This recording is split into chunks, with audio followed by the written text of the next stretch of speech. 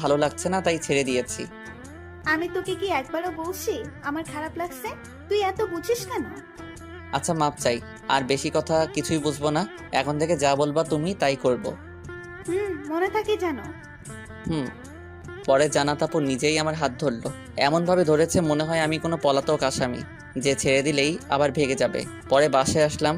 বাসায় সিঁড়ি দিয়ে উঠেছি, এমন সময় জান্নাত আপু আমায় বলল, তুই ঘরে গিয়ে তোর মাকে বলবি, আর তোর মা যেন তোর আব্বুকে বলে যে যদি আজকে আমার সাথে যদি তোর বিয়ে না দেয় তাহলে আমি সুইসাইড করব। তাহলে দেখবি বিয়ে দিয়ে দিবে, আর আমিও এরকম কথা বলবো। আল্লাহ, কি সাংঘাতিক মেয়ে গো তুমি। আমি আমার ভালোবাসা পাওয়ার জন্য সবকিছু করতে পারি। আর যদি আমাকে বিয়ে না দেয় তাহলে সত্যি কথা আমি সুইসাইড। আর বলতেই দিলাম না, তার আগে চার ঠোঁট এক করে দিলাম। কিছু সময় পরে বললাম, আর কোনোদিনও এই কথা শুনলে তোমার আগে আমি। এবার আমিও কিচ্ছু বলতে পারলাম না। এবার আমার ঠোঁট বন্ধ করে দিছে ছাড়ার পরে। তুইও আর বলবি না, বললে খবর আছে। আচ্ছা, বলবো না। আচ্ছা যা গিয়ে বল, আমিও বলি। হুম।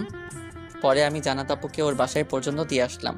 আর আমি বাসায় এসে মাকে বললাম যে তোমার বৌমা রাজি হয়ে গেছে, আর ও আমাকে অনেক ভালোবাসে।